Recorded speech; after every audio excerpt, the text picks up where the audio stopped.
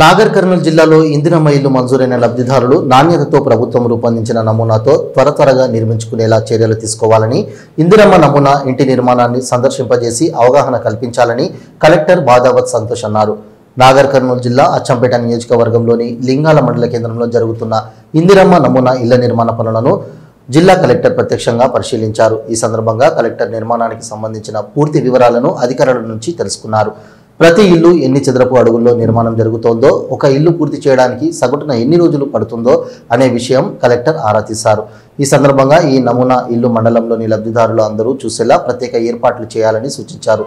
తద్వారా లబ్ధిదారులు ప్రభుత్వ ప్రమాణాల ప్రకారం ఇల్లు ఎలా ఉండాలో తెలుసుకుని నిర్మాణంలో నాణ్యతను నిర్ధారించుకొని తెలుసుకుంటారని, పనుల నాణ్యతపై అధికారులు నిరంతరం పర్యవేక్షణ చేయాలని కలెక్టర్ ఆదేశించారు. జిల్లా కలెక్టర్ వెంట మండల తహసీల్దార్ పండు నాయక్, ఎంపీడీఓ ఇంకా ఇతర అధికారులు తదితరులు ఉన్నారు.